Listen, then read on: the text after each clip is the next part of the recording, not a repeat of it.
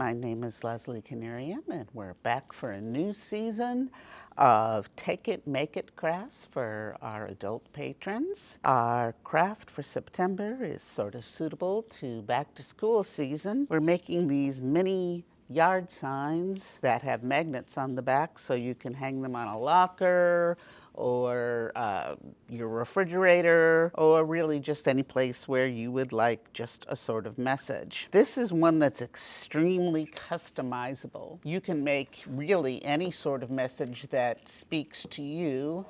I did do an online search of popular yard signs, and I just picked some up, and I'm going to include them in your kit, so if you need inspiration, they're there. But really, any sort of message that you want to give. The most important thing is that you want it to be able to break into no more than 3 or 4 words per line, and a maximum of 12 lines is probably, and I mean, this is 3, 6, 9, 11 lines, and that's really pushing it, as you can tell. So for this sample, I'm gonna use one of my favorite Bible verses, and everybody gets a bunch of strips like this. You do not have to use all the colors. You do not have to use them in this order. It's really just to get you started. And you're going to get one of these white paint pens and write your message in the center of the lines. Like I said, 3, 4 words a line. These white ink pens need a good shake to get started. Sometimes you'll need to do that a bit to get it primed. But I'm gonna go ahead and get started on this one, and you're gonna write your message. I use all caps, though you can use cursive or lowercase. I would not fill it up completely. You're gonna wanna leave plenty of room around. See, I'm sort of skipping around on the colors. There we go. And these pens dry pretty fast, so you can go on to the next step, which is to cut out your strips. You're going to want to center the words.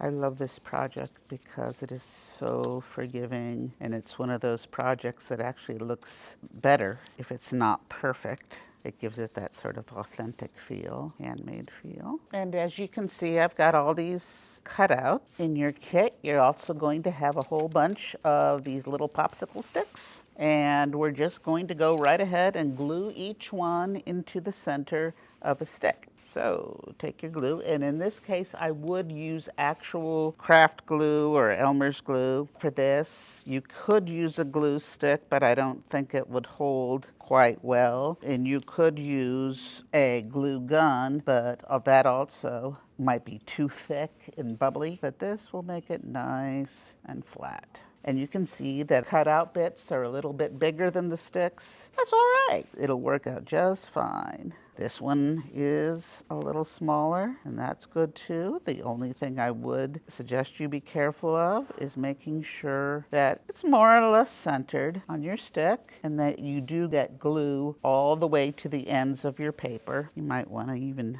spread the glue a bit about like that. That's why I have paper underneath while I'm working, because that way I don't get all covered with glue and I can wipe off my fingers without getting too sticky. And you're going to want to set these aside to dry for an hour or so. So I have some already prepared. These have a different message on them. I did one here with Ranganathan's 5 Laws of Library Science, which I'm sure you all want on your refrigerator too. Actually, they're pretty cool.